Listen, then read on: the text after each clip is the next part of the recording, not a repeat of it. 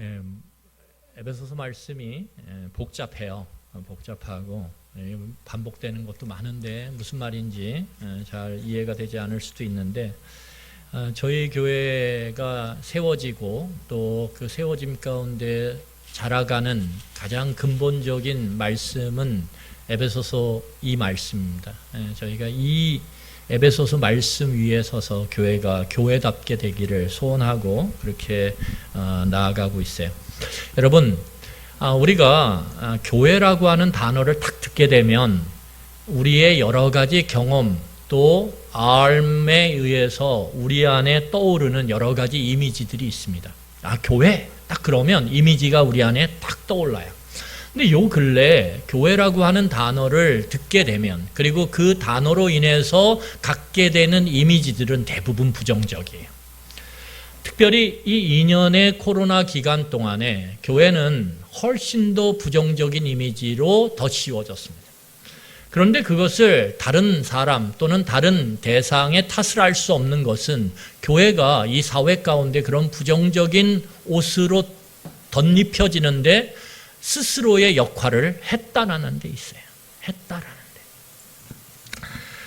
그런데 문제는 무엇이냐면 그것은 현재의 교회의 이미지고, 성경이 말하는 교회의 이미지가 부정적이냐? 아니요, 결코 그렇지 않아요. 이게 문제라는 거예요. 교회, 내가 다니던 교회 이렇게 딱 생각하면 막 기쁨이 넘치고 얼굴이 쫙 펴지기보다는 머리 아파, 그 문제 막 떠올라요. 부정적인 문제들, 부정적인 이미지들이 막 떠올라요.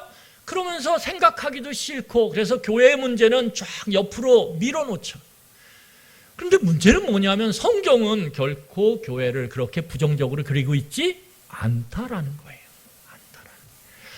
심지어 교회는, 이 성경은 교회를 너무 아름답게 말하고 있어요. 그 아름다움이 차고 넘쳐서, 여러분 아름다움이 차고 넘치면 어떻게 되는지 아십니까? 영광스러워져요. 영광스러워져요. 아름다움이 차고 넘치면 그 앞에서 내 마음이 경건해져요.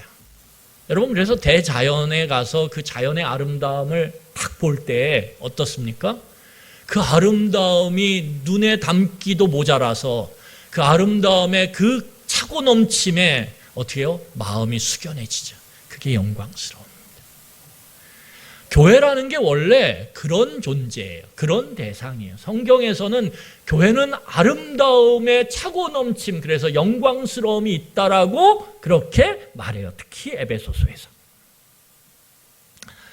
그러면 여기서 우리는 질문을 던져야 돼요.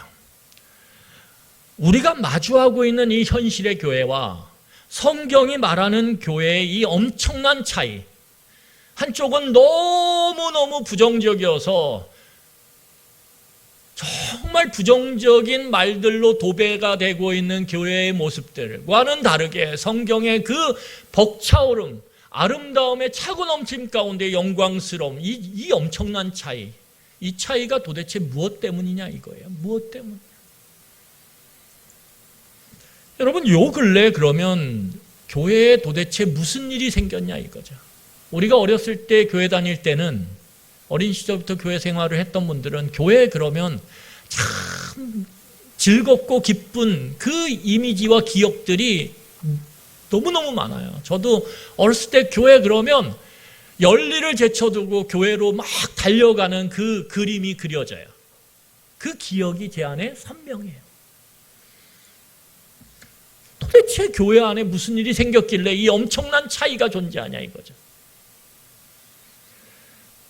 여러분, 그러면 성경이 말하는 교회의 본질이 도대체 뭐냐 이거예요. 성경이 그리고 있는 교회의 진짜 모습이 뭐냐 이거죠. 오늘 그것을 구체적으로 함께 살펴보려고 합니다. 그 답을 찾기 위해서 우리가 돌아갈 곳은 어디냐 하면 현실의 교회가 아니에요. 그거 보면서 낭망하지 마세요. 그거 보면서 실망하지 마세요. 우리가 돌아가야 할 교회는 이 성경에 있어요. 그리고 이 성경에서 교회의 원래의 모습을 발견하고 우리는 그쪽으로 눈을 마주치며 우리의 발걸음을 옮기는 거예요. 여러분, 그래서 오늘 우리가 이 읽었던 에베소서 4장 7절부터 16절까지의 말씀을 제가 쭉 보면 아마 다 조실 거예요. 그래서 제가 아주 짧게 요약을 해서 여러분들과 말씀을 나누도록 하겠습니다. 여러분, 예수 그리스도께서 이 땅에 오셔서 공적인 생애를 시작하세요. 이걸 공적 생애라고 얘기해요. 예수님께서 사적으로 30여 년의 시간을 보냈어요. 그리고 30세가 넘는 그 시점 속에서 하나님께 받은 공적인 생애를 시작하시는데, 그 공적 생애는 하나님 나라가 이제 가까이 왔다라고 하는 이 기쁜 소식, 하나님 나라가 가까이 왔다라는 게 기쁜 소식이에요. 이것을 뭐라 그러냐면 복음이라고 합니다. 기쁜 소식. 이 복스러운 소식을 많은 사람들에게 선포함과 동시에 예수님의 공적 생애가 시작이 돼요. 자, 그래서 우리 마가복음 1장 14절과 15절을 한번 같이 보도록 하겠습니다. 마가복음 1장 14절 15절이에요. 같이 읽겠습니다. 시작. 요한이 잡힌 후 예수께서 갈릴리에 오셔서 하나님의 복음을 전파하여 이르시되 때가 찼고 하나님의 나라가 가까이 왔으니 회개하고 복음을 믿으라 하시더라. 예수님께서 공적인 생애를 시작하시면서 시작하신 그 선포가 뭐냐 하면 하나님 나라가 가까이 왔다라는 거예요. 이게 기쁜 소식 복음이라는 거예요. 왜냐하면 이 하나님 나라라는 게 무엇이냐면 하나님의 다스림, 곧 통치가 시작됐다라는 것을 의미하기 때문에 그래요. 여러분, 한 가정도 마찬가지죠. 회사도 마찬가지예요. 누가 다스리냐, 누가 경영하느냐에 따라서 그 가정이나 회사의 분위기, 그 상황, 모습, 미래적 모습은 천지 차이가 나요. 여러분, 이제 우리가 국가 지도자를 뽑는 선거가 4개월 앞으로 다가왔어요. 여러분, 우리는 정말 기도하며 여러분들의 그 한 표를 그 선택권을 행사해야 돼요. 왜냐하면 그 한 표 한 표가 모여서 우리의 이 너무 귀중한 이 나라, 그리고 우리의 다음 세대의 삶이 결정되기 때문에 그래요. 그래서 우리는 신중해야 돼요. 누구의 다스림이 정말 우리의 삶을 복되게 만들 것인가, 좀 더 복되게 만들 것인가를 하나님 앞에서 기도하며 고민하며 애쓰며 몸부림치며 선택해야 돼요. 그냥 내가 해왔던 대로 딱. 나는 그냥 이 당이 좋으니까 그냥. 나는 이 지역 출신이니까 딱. 아니에요. 여러분, 그 한 표 한 표가 모여서 우리의 미래를 만들어가는 거예요. 우리의 현재를 바꿔가는 거예요. 그래서 어떤 쪽을 뽑든 그 선택 이전에 우리의 몸부림이 필요하다는 거예요. 하나님, 어떤 다스림이 하나님의 그 통치의 아름다움을 이 땅 가운데 드러낼 수 있습니까? 고민하셔야 돼요. 고민하셔야 돼요. 저는 고민하라고 여러분들에게 말씀드린 거예요. 고민하시라고. 하나님 앞에서 기도하며 선택하라고. 여러분, 우리가 냉장고 하나를 선택해도 어때요? 아무런 선택 안 해요. 제 안에 보니까요, 물건 하나 선택해도 어떠냐 하면 이것저것 찾아보고요, 애쓰더라고요. 애쓰셔야죠. 여러분, 하나님의 이 다스림, 통치가 시작됐어요. 그러면 이 통치를 통해서 구체적으로 나타나는 모습이 어떻길래 이게 기쁜 소식이냐 이거죠. 왜 하나님의 나라가 시작됐다, 하나님의 통치가 시작됐다, 하나님의 다스림이 시작됐다라고 하는 이 소식을 전하는 것이 왜 기쁜 소식이냐 이거예요. 왜 기쁜 소식이냐? 하나님의 다스림이 이전의 다스림과 무엇이 다르기 때문에 이것이 기쁜 소식이 될 수 있냐 이거죠. 자, 우리 마태복음 4장 23절로 24절을 같이 읽도록 하겠습니다. 자, 같이 읽겠습니다. 시작. 예수께서 온 갈릴리에 두루 다니사 그들의 회당에서 가르치시며 천국 복음을 전파하시며 백성 중에 모든 병과 모든 약한 것을 고치시니 그의 소문이 온 수리아에 퍼진지라 사람들이 모든 앓는 자 곧 각종 병에 걸려서 고통당하는 자 귀신 들린 자 간질하는 자 중풍병자들을 데려오니 그들을 고치시더라. 여러분, 우리는 이 마태복음 24장 23절로 24절을 읽을 때 24절에 우리의 시선이 집중돼요. 왜냐하면 여기 보니까 낳고 치료되고 회복되고 이런 얘기가 많이 나오니까 참 우리의 삶에 이런 일들이 이루어졌으면 하는 마음이 정말 굴뚝 같아요. 그래서 24절에 우리의 시선이 꽂혀요. 그런데 여기서 우리가 주목해야 되는 구절은 23절이에요. 왜 23절을 주목해야 되냐면 하나님의 다스림은 뭘로 나타나냐면 하나님의 말씀의 부어짐으로 나타나는 거예요. 여러분, 창조의 때로 돌아가면 창세기 1장으로 돌아가면 거기에 반복되어져서 나타나는 단어는 뭐냐면 하나님이 말씀하셨다라는 거예요. 하나님이 말씀하셨다. 하나님의 말씀이 부어지니까 어떤 일이 일어나냐면 무질서하고 혼돈 가운데 있던 그 세상이 질서가 잡히고 그 안에 아름다움으로 가득 찼다라는 거예요. 그래서 그것을 보면 하나님이 뭐라고 감탄하셨냐면 와, 좋다, 아름답다, 이렇게 감탄하셨다라는 거예요. 여러분, 하나님의 다스림은 말씀이 부어짐으로 이루어져요. 그리고 그 말씀이 부어져서 어떻게 되냐면 성취되어져요. 그 성취됨 가운데 하나님의 감탄이 나오는 거예요. 동일하게 예수님이 선포하신 하나님의 나라, 하나님의 통치가 이제 본격적으로 시작됐다라고 하는 이 예수님의 선포가 기쁜 소식인 이유는 무엇이냐면 예수님의 말씀을 전하는 사역을 통해서 하나님의 말씀이 드디어 본격적으로 능력을 발휘하기 시작했다라는 거예요. 그러니까 능력이 발휘된 24절이 중요한 게 아니라 그것을 가능케 만들었던 예수 그리스도를 통해서 하나님의 말씀이 부어졌다라는 게 중요한 거예요. 여러분, 그래서 23절에 보면 예수께서 온 갈릴리를 두루 다니시면서 뭐 하시냐면 말씀을 가르치세요. 하나님의 그 말씀을 바르게 가르쳐요. 하나님의 그 말씀을 온전히 가르쳐요. 그래서 우리는 예수님을 뭐라고 말하냐면 선지자다, 이렇게 얘기해요. 예수님을. 여러분, 선지자라는 건 히브리어로 뭐라 그러냐면 나비라 그래요. 나비. 이 나비는 무슨 뜻이냐면 하나님의 입이라는 뜻이에요. 다시 말해서 선지자들은 하나님의 입이 돼서 그 입술을 통해 하나님의 말씀을 있는 그대로 선포하죠. 하나님의 말씀이 있는 그대로 선포될 때 하나님의 능력이 그 말씀이 떨어지는 그곳에 30배, 60배, 100배의 열매를 맺는다라는 거예요. 그런데 문제는 뭐냐? 하나님의 입이 가짜 입도 있고 진짜 입도 있다라는 거예요. 이게 문제인 거예요. 하나님의 입이 가짜 입이 돼서 어떻게 해요? 하나님의 말씀을 전하는 게 아니라 하나님의 말씀을 빗대어 자기의 생각, 자기의 뜻, 자기의 욕망을 그렇게 얹혀서 전할 수 있다는 거예요. 거기엔 역사가 없어요. 여러분, 오늘 예수님께서 바르게 하나님의 말씀을 선지자의 입으로 전할 때 거기에 회복의 역사가 일어나고 있는 거예요. 그래서 하나님의 나라는 어떻게 하나님의 말씀이 부어짐으로 하나님의 다스림과 통치가 이루어진다라는 거예요. 그런데 하나님의 다스림과 통치는 어때요? 하나님이 다스리기 시작하면, 말씀 가운데 다스리기 시작하면 그 공동체가 변환되니까요. 가정 공동체가 변하고요. 직장 공동체가 변환되니까요.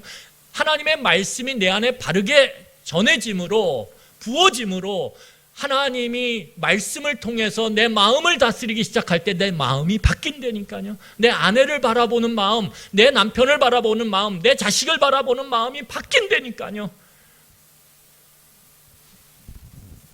여러분, 이걸 뭐라 그러냐면 이걸 회복이라 그래요. 회복.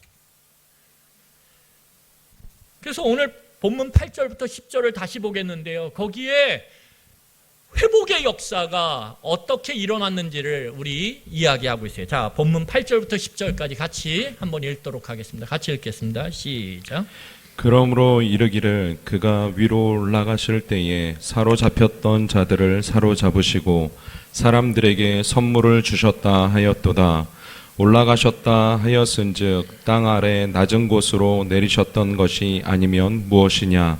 내리셨던 그가 곧 모든 하늘 위에 오르신 자니 이는 만물을 충만하게 하려 하심이라.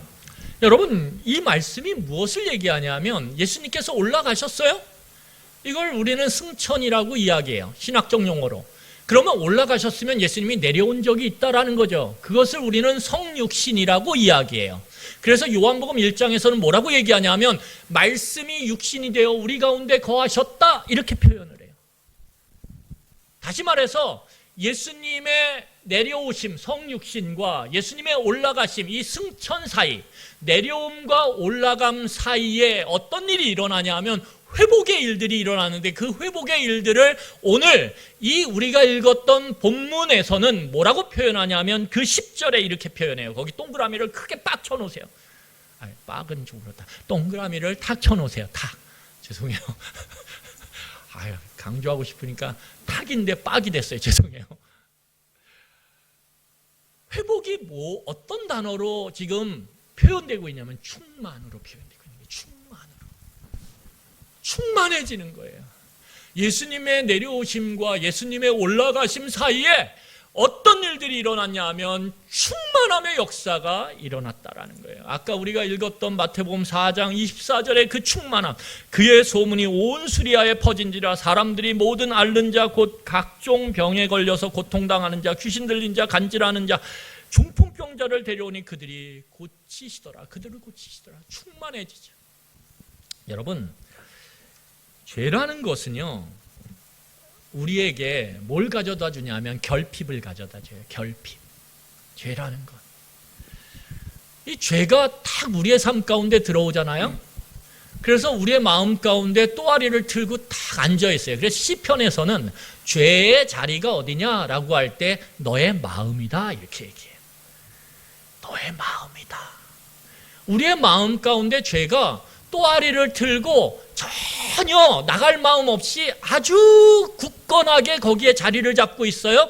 그러면 그 죄가 우리의 마음 가운데 만들어내는 증상이 뭐냐면 결핍이에요. 늘 부족해. 마음에 늘 흡족함이 없어요. 내 아내를 바라보고 내 남편을 바라보고 내 부모를 바라보고 내 자식을 바라보고 내 삶의 현실을 바라보고 경제적 면을 바라보고 모든 면을 바라볼 때 늘 결핍해요. 이것이 죄가 우리에게 주는 마음이에요. 여러분, 죄는 그래서 하나님과 나 사이의 관계 속에 결핍을 가져와요. 하나님으로 충분하다라고 찬양은 부르는데 당신만으로 충분해요 이렇게 찬양하는데 우리는 저 문을 열고 돌아서서 집으로 돌아가면 하나님 때문에 충분하지 않아요. 아이의 성적이 1, 2점 떨어지는 것 때문에 죽고 살아요. 내 집값이 떨어지고 올라가는 것 때문에 우리는 울다 웃어요. 하나님 때문에 충분하지 않아요. 우리의 입술의 고백과 우리의 삶의 고백은 너무 큰 차이를 갖고 있다는 거예요. 왜요? 죄 때문에. 우리의 마음에 죄가 있을 때 하나님과 우리의 관계에 결핍이 일어나요. 하나님 때문에 충분하다고 입은 고백하는데 우리의 삶은 그렇게 고백하지 않아요. 내 아이의 성적이 있어야 되고 내 아이의 직장이 있어야 되고 내 삶에 뭔가 물질적인 풍요로움이 있어야 나는 만족할 거라고 그렇게 여겨요. 몸은 그렇게 반응한다는 거예요. 여러분, 죄가 우리 마음 가운데 있게 되면 어떻게 해요? 내 내면에 결핍이 찾아와요. 거울을 봐도 거울에 비친 나의 모습을 보면서 야, 정말 아름답다, 영광스럽다 이렇게 얘기하지 않아요. 아유, 어디를 뜯어고쳐야 되나? 돈을 좀 모아가지고 어디를 좀 바꿔야 되나? 저희 주변에서 자꾸 저에게 눈썹을 해라 이렇게 얘기를 해요. 저는 안 할 거예요. 다듬기 어려우니까 하면 좋을 것 같다. 그냥 제 모습이 좋아요. 늘 자기 자신에 대한 불만이 있어요. 여러분, 죄로 인한 결핍은요, 다른 사람에 대한 관계 안에서 결핍을 가져와요. 내가 부족한 건 못 느끼고 어떻게 해요? 내 아내가 저 모습이 바뀌어야, 내 남편이 저 모습이 바뀌어야, 내 자식이 저 모습이 바뀌어야, 내 부모가 저 모습이 바뀌어야 우리가 좀 괜찮아질 텐데, 그러면서 뭐예요? 그 안에 늘 결핍을 갖고 있어요. 직장 상사를 보면서도 어때요? 직장 상사가 저 때문에 우리가 서로 가까워질 수가 없다고.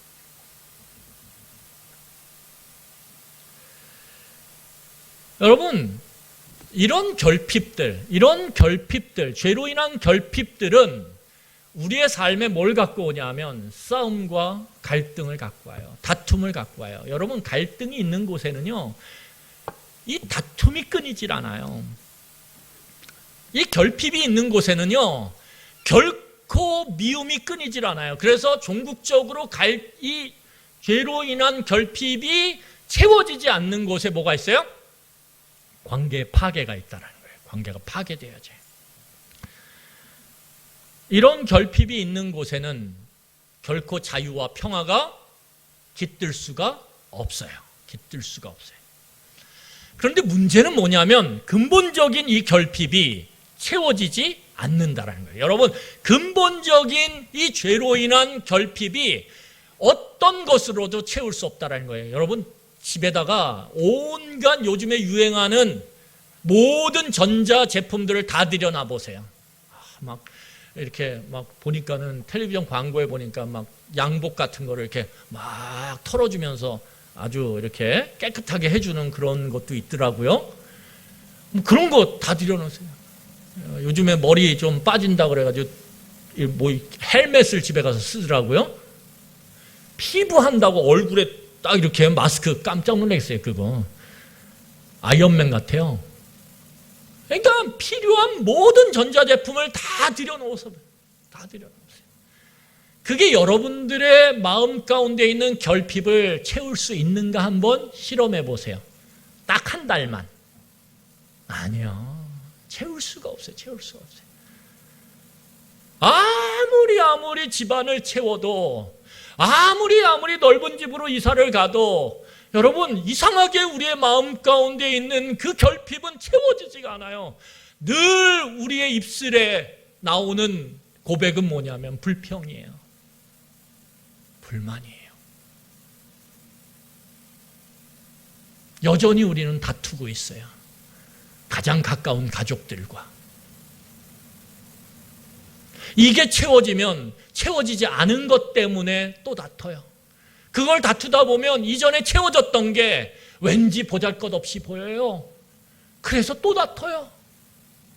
여러분, 그래서 근본적인 이 결핍은, 죄로 인한 결핍은 채울 수가 없어요. 그래서 우리 주변에 전쟁의 소식과 다툼의 소식은 결코 끊어지지 않아요. 그 까닭이 그것 때문이에요. 왜 다툼이 가정마다 멈추지 않을까요? 왜 갈등이 우리 안에 계속될까요? 왜요? 우리 안에 결핍의 문제가 해결되지 않거든요. 여러분, 그런데 그거에 반해서 오늘 뭐라고 얘기했냐면, 아까 우리가 읽었던 그 에베소서 4장 10절에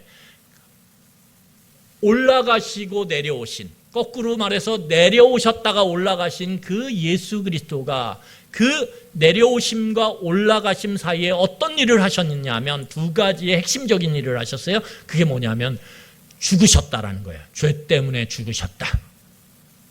그리고 그 죄로 인한 죽음을 이기시고 다시 생명으로 부활하셨다. 여러분, 이게 놀라운 거예요.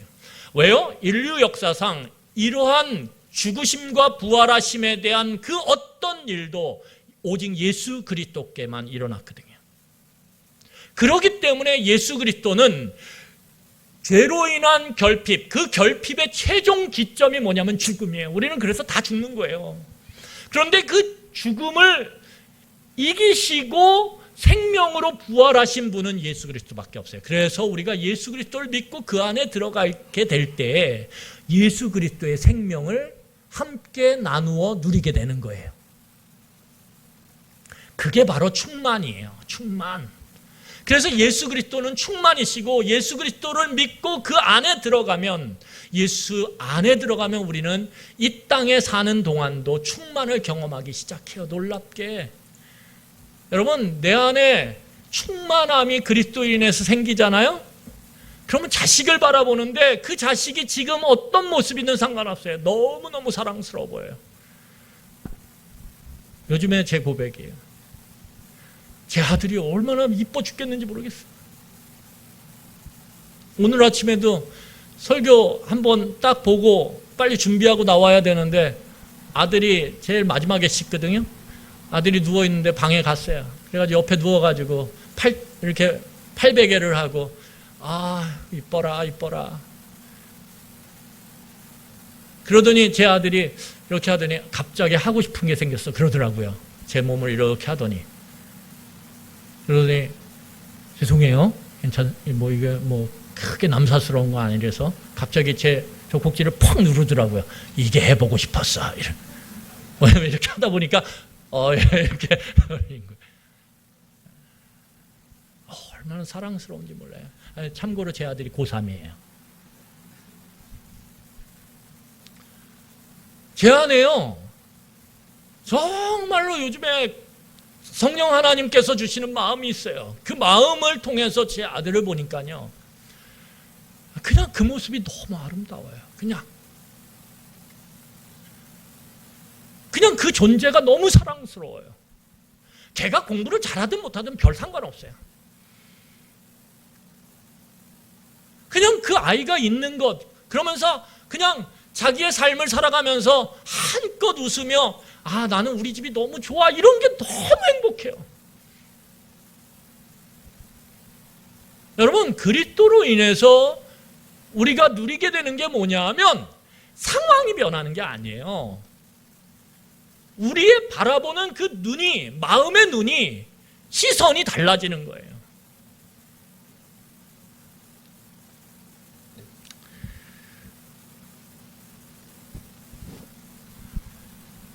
여러분 이 충만함을 예수님께서 어디에 부어주셨냐 하면 교회에 부어주셨어요. 왜냐하면 교회를 이 에베소서에서는 뭐라고 얘기하냐면 그리스도의 몸이다 라고 얘기하거든요.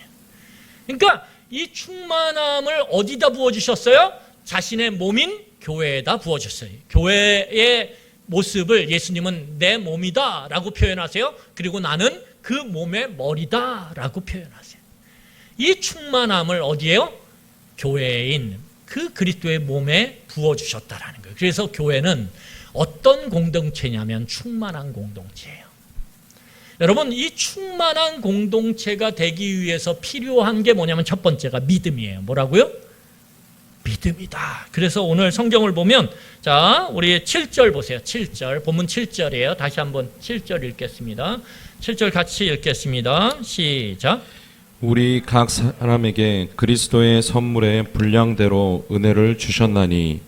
여기 보면 그리스도께서 분량대로 선물, 은혜를 주셨다라고 얘기해요. 이 은혜가 뭐냐 하면 무엇일까요?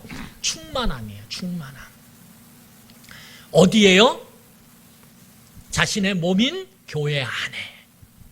그러면 교회 안에 충만함을 부어주셨는데 제가 그 충만함이 부어졌다는 건 뭐예요? 말씀이 부어질 때 일어난다 그랬잖아요. 충만함은 회복이라 그랬잖아요. 말씀이 바르게 부어질 때 회복과 충만함이 일어나요. 그래서 예수님께서 교회인 자신의 몸 안에 하나님의 말씀을 부어주셨어요. 그게 어떻게 나타나냐면 11절을 보세요. 그 충만함의 선물, 그 은혜가 말씀의 부어짐을 통해서 나타나게 되는데 11절에 보면 자 구체적으로 나와요. 어떻게 부어주셨는지 같이 읽겠습니다. 시작. 그가 어떤 사람은 사도로, 어떤 사람은 선지자로, 어떤 사람은 복음 전하는 자로, 어떤 사람은 목사와 교사로 삼으셨으니. 거기 보면 뭐라고 나와요? 어떤 사람은 사도로 세웠고 어떤 사람은 선지자로 세웠고 어떤 사람은 복음 전하는 자로 세웠고 어떤 사람은 목사와 교사로 세웠다 이렇게 나오죠. 주보에 이 내용들이 나와 있어요.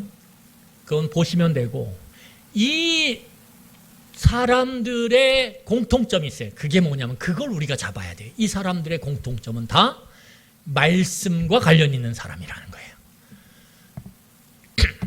하나님의 은혜가, 충만함이 그리스도의 몸 안에 속한 자들에게 부어졌어요. 우리에게 충만함이 부어졌다는 거예요. 그런데 그게 어떻게 부어지냐면 하나님의 말씀을 전하고 나누는 그러한 과정을 통해서 부어진다는 거예요. 자, 그래서 교회는 그리스도를 믿는 사람들의 모임이에요. 여기서 그리스도를 믿는다라고 하는 것은 무엇이냐면 하나님의 말씀을 믿는 거예요. 그러면 말씀을 믿게 된다라는 건 뭐냐면 첫 번째, 머리예요. 생각하세요. 머리. 하나님의 말씀을 어떻게 해요? 듣고 이해하는 거예요. 그런데 단지 머리로 하나님의 말씀을 듣고 이해하는 것으로 믿음이 생기지 않아요. 하나님의 말씀을 듣고 이해하고 다시 마음으로 가야 돼요. 마음으로 그것을 인정하고 동의해야 돼요. 마음으로 인정하고 동의하는 것만으로 우리는 그 믿음이 온전하다라고 얘기하지 않아요. 마음으로 동의하고 인정한 그 믿음이 우리의 의지 가운데서 그 말씀을 신뢰하고 의지해야 돼요. 이 세 가지가 점진적으로 통합될 때 그것을 우리는 온전한 믿음이다라고 이야기하는 거예요. 다시요. 하나님의 말씀이 내 머리 안에서 들려지고 이해된 그 말씀이 내 마음에서 동의되어지고 인정되어져요. 동의하고 인정한 그 말씀을 내 삶의 의지 가운데 어떻게 해요? 붙잡고 의지하며 신뢰하며 그렇게 살아가는 거예요. 이게 믿음이라는 거예요. 이 믿음이 있는 자들의 모임이 교회고 그 교회가 그리스도의 몸이에요. 그렇기 때문에 교회는 믿음을 통해서만이 세워져요. 교회는 돈으로 세워지는 게 아니에요. 교회는 사람들이 많이 모인다고 세워지는 게 아니에요.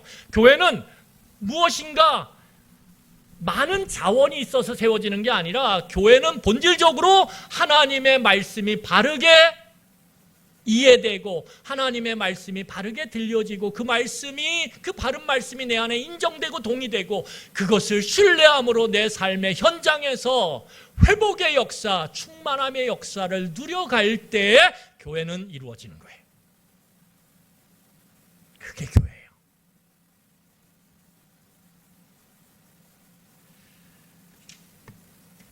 그런데 여러분 여기에 한 가지 우리가 주목해야 될 게 있어요. 그건 뭐냐 하면 그리스도의 몸이 이루어졌다 그래서 믿음으로만이 교회는 이루어져요. 그리스도의 몸은 생겨요. 그리스도인 머리와 연결이 돼요. 연결돼야 생명이 있거든요. 교회의 생명은 그래서 믿음에 있는 거예요. 오직 믿음.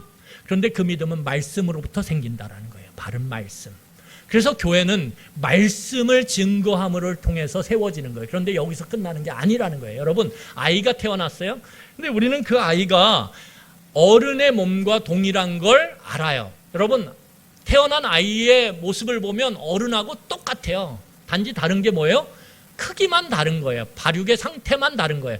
그런데 우리는 아이의 모습, 태어난 아이의 모습이 성인과 같은 손, 발, 머리, 다리, 몸통 다 가졌다 그래서 그 아이가 온전하다라고 얘기하지 않아요. 왜요? 그 아이는 이제 성인이 될 때까지 성장의 과정이 필요하기 때문에 그래요. 자라가야 돼요. 여러분, 태어났지만 생명을 가졌지만 자라가지 않는 아이, 성장하지 않는 아이를 보면서 기뻐할 부모는 아무도 없어요. 교회가 말씀으로 태어났어요? 말씀으로 믿음을 갖고 그리스도의 몸이 됐어요. 우리 세움교회처럼 2년이 됐어요. 놀랍게도 코로나 기간 동안에요, 많은 가정이 오셨어요. 저는 알지도 못하는 가정이 이렇게 오셨어요. 그래서 저희 교회가 어느덧 아이들까지 치면 80여 명이 넘어갔어요. 우리 교육자들이랑 깜짝깜짝 놀라요. 어떻게 이렇게 올까? 코로나인데.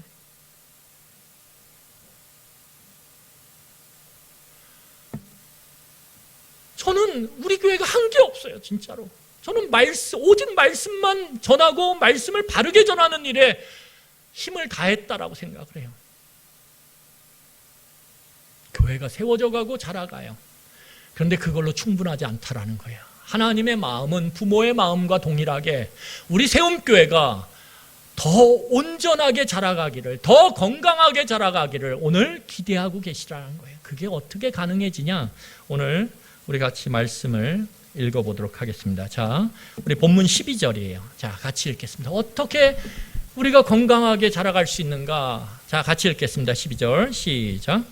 이는 성도를 온전하게 하여 봉사의 일을 하게 하며 그리스도의 몸을 세우려 하심이라.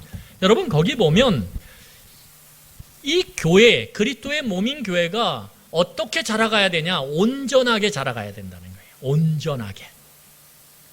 이 온전하다라는 건 뭐냐 하면 뭔가 부족한 것들이 채워지는 거예요. 부족한 것들이.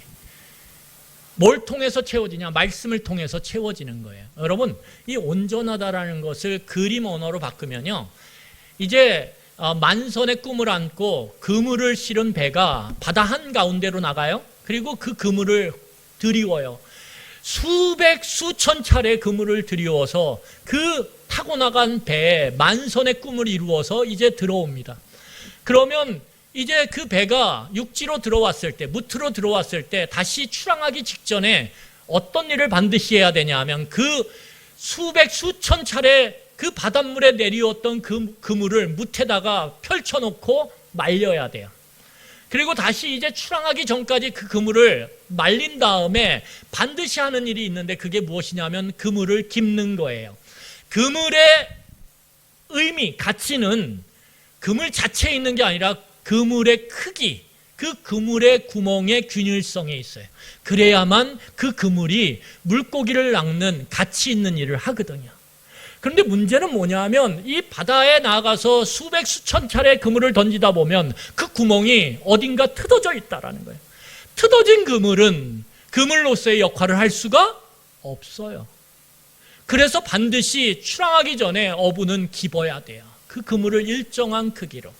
여러분, 세상 속에서 죄로 인해서 우리의 마음은 다 갈기갈기 찢어져 있어요. 마음이 마음의 역할을 못해요. 부모의 마음인데 자식의 마음을 이해하지 못해요.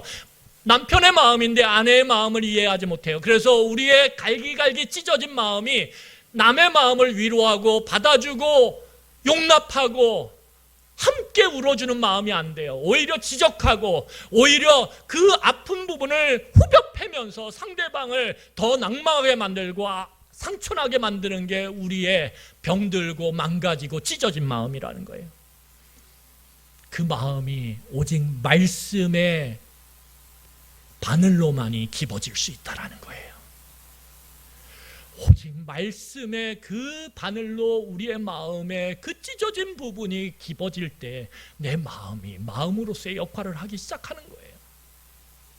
자식을 바라보면서 그냥 사랑스럽고 안쓰러운 거예요. 남편과 아내의 그 어렸을 때의 트라우마, 어렸을 때의 그 아픈 기억과 상처로 인해서 오늘도 그것 때문에 낑낑대는 내 남편과 아내를 바라보면서 그것을 아프게 지적하기보다는 그게 내 아픔이 돼서 그를 위해 기도하기 시작하는 거예요. 남들은 그걸 뭐라 그래도 나만은 그것을 위로하고 감싸주기 시작하는 거예요. 그게 하나님의 말씀의 바늘로 내 찢어진 마음이 깊어질 때 나타나는 온전함이라는 거예요. 그 일이 일어난다라는 거예요. 우리의 성장의 과정 속에서. 교회는 그 일을 함께 누리고 경험하며 함께 그것을 축복하고 그것을 기뻐하는 공동체라는 거예요. 네 마음도 기뻐졌니? 내 마음도 기뻐졌어. 이거 갑자기 예전 드라마가 생각나요? 너도 아프니? 나도 아프다. 여러분, 그렇게 될 때 우리의 마음이 온전해질 때 어떤 일이 일어나냐면 거기 보세요. 14절이에요. 자, 14절 같이 읽겠습니다. 본문 14절이에요. 본문 14절 성경 보세요. 성경에 있습니다. 14절 같이 읽겠습니다. 시작. 이는 우리가 이제부터 어린아이가 되지 아니하여 사람의 속임수와 간사한 유혹에 빠져 온갖 교훈의 풍조에 밀려 요동하지 않게 하려 함이라. 우리가 말씀으로 우리의 마음이 깊어질 때요, 어때요? 딱 한 단어만 잡으세요. 흔들리지가 않아요. 점점 말씀이 우리의 마음에 가득 차가고 그 말씀이 우리의 상처들을 치유해가고 깊어가고 회복되게 될 때 내가 자식을 보면서도 내 주변을 보면서도 흔들림이 덜어져요. 흔들림이 덜어져요. 여러분, 흔들리는 거 당연해요. 목사님 저한테 이런 문제가 있어서 흔들려야죠. 어떻게 안 흔들려요? 그런데 점점 시간이 가면서 내 안에 말씀이 채워지고 그 말씀이 나의 마음을 깊어가기 시작할 때, 온전해질 때 우리는 흔들림이 조금씩 줄어드는 걸 경험하게 돼요. 내 자녀를 바라보며, 내 남편과 아내를 바라보며, 내 부모를 바라보며 원망의 눈초리를 보냈던 그 눈초리들이 점점 사그러들면서 오히려 눈을 들어보면 오히려 더 사랑스럽고 애틋함이 내 안에 깃들기 시작한다는 거예요. 그걸 요즘에 아이들 말로 하트 뿅뿅. 흔들리질 않아요. 여기까지 자라가야 돼요. 이게 장성한 분량이에요. 여기까지 우리는 소원함을 갖고 교회 공동체 안에서 함께 기대어 서며 가는 거예요. 저는 여러분 그 일을 위해서 여러분과 함께 하는 거예요. 제가 열심히 말씀 소그룹으로 전할 거예요. 제가 어저께 얘기했어요. 8개 하고 있는데 20개까지 할 거라고. 제 몸이 부셔지더라도 여러분하고 소그룹 하면서 여러분들의 믿음을 세워가는 게 제 일이라고. 온전하게 되는 게 제 일이라고. 여러분, 두 번째예요. 두 번째는 뭐냐면 우리 함께 읽었어요. 거기 보면 봉사의 일이라고 나와요. 봉사의 일. 자, 그러면 교회가 말씀을 통해 믿음이 생기고 그 믿음이 자라가면서 어떻게 되죠? 우리가 온전해지죠. 온전해질 뿐만 아니라 그 온전함을 통해서 뭘 하게 되냐면 봉사의 일을 하게 되는 거예요. 그 봉사의 일을 뭐라 그러냐면 15절 같이 읽겠습니다. 15절 같이 읽을 거예요. 그 봉사의 일이 도대체 뭐냐? 15절이에요. 같이 읽겠습니다. 시작.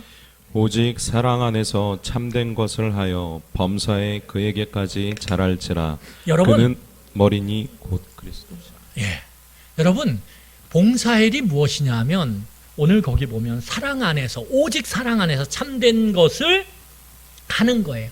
여기서 참된 것을 한다라는 건 뭐냐 하면 하나님의 말씀의 진리를 말한다라고 표현하는 거예요. 하나님의 말씀의 진리를 말한다. 그럼 제가 다시 그것을 해석해서 읽어볼게요. 오직 사랑 안에서 하나님의 말씀의 진리를 말하는 것, 이게 봉사의 일이라는 거예요. 여러분, 그러면 성경에서 말한다라는 것은 뭐냐 하면 우리의 입술로 말하는 것이지만 동일하게 몸으로 말하는 거예요. 이걸 뭐라 그러냐면 말과 몸으로 말하는 것, 곧 인격으로 말한다라고 표현하는 거예요. 삶으로 말한다. 그래서 여러분, 하나님의 말씀이 우리 안에 들어와서 우리가 믿음뿐만 아니라 우리가 자라가게 될 때 우리의 마음이 온전해져요. 그럴 뿐만 아니라 뭐 하게 돼요? 우리가 오직 사랑으로 그 말씀을 말뿐만 아니라 행동으로 실현하기 시작한다라는 거예요. 어떻게 해요? 내 주변에, 교회 안에서 내 옆에 있는 사람에게. 그러니까 여러분, 우리가 말씀을 들어요? 그러면 여러분들 의도적으로 내 옆에 있는 사람에게 관심을 가지셔야 돼요. 그래서 이름을 모르겠어요? 그러면 이따 나가시면서 물어보세요. 성함이 뭐예요? 관심이 있는데 제가 마스크를 써가지고 인사를 못했어요. 물어보세요.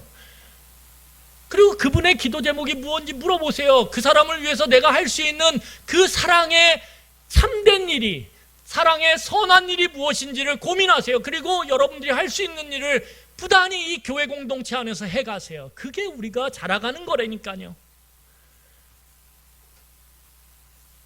여러분, 어른이 돼도요, 내가 정말 관심을 갖고 사랑하는 일에 내 시간과 에너지를 쓰지 않으면 우리는 이기적인 존재로 그대로 어린아이와 같이 그렇게 머물러 있는 거예요. 끊임없이 관심을 갖고 상대방을 사랑하려고 내가 할 수 있는 그 범위 안에서 애쓸 때 우리는 어느덧 어른이 돼가고 온전하고 건강한 사람으로 세워져 가는 거예요. 그게 교회 안에서 훈련돼야 된다는 거예요. 여러분, 그럴 때 나타나는 게 무엇이에요?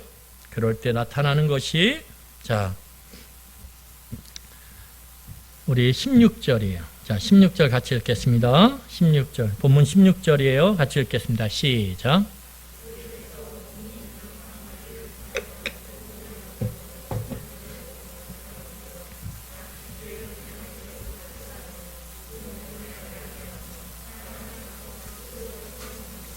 여러분, 그럴 때 교회가 세워져 가는 거예요. 하나님의 말씀을 통해서 믿음이 세워질 때, 그리고 그 믿음이 작은 믿음이 아니라 계속적인 말씀을 통해서 그 믿음이 점점 견고해질 때 우리의 마음은 온전하게 변화될 거예요. 그리고 그 온전함이 우리 교회 공동체 안에서 구체적으로 사랑으로 선한 일을 하는 일에 우리 안에 그런 아름다운 모습들이 나타날 거예요. 그럴 때 우리는 오늘 성경의 표현대로 하면 그리스도의 몸으로 아름답게 자라간다라고 하는 이 표현처럼 자라가게 될 것이고, 그 자라감을 통해서 우리는 그리스도의 그 장성한 분량까지 자람으로 우리는 7절에 우리가 읽었던 그 말씀 보세요. 10절의 말씀처럼. 우리 10절 다시 한번 읽겠습니다. 그리고 찬양하겠습니다. 10절 같이 읽겠습니다. 시작. 내리셨던 그가 곧 우리 하늘 위에 오르신 자니 이는 만물을 충만하게 하려 하심이라. 믿음과 사랑의 구체적인 실천을 통해서 우리가 그리스도의 장성한 분량까지 자라갈 때 우리는 그리스도의 그 충만을 우리도 누리게 되는 복을 얻게 될 거예요. 그럴 때 여러분, 예수 그리스도가 세상의 소망 됐듯이 교회 또한 그 그리스도의 충만함을 누리고 담아내므로 결핍된 죄로 인해 신음하는 세상 가운데 우리의 주변의 그 신음하는 곳에 교회가 소망이 되는 존재가 될 것입니다. 그래서 우리 교회는 뭐예요? 믿음과 사랑과 소망의 공동체로 이 땅에 아름답게 세워져 갈 거예요. 여러분, 열심히 말씀을 배우고 기회만 있으면 제가 말씀 같이 나누죠. 우리 반주해 주세요. 그러면 시간을 내서라도 말씀에 함께 배우는 자리에 참여하세요. 왜냐하면 그게 여러분들을 온전하게 만드는 유일한 길이기 때문에 그래요. 열심히 말씀을 배우세요.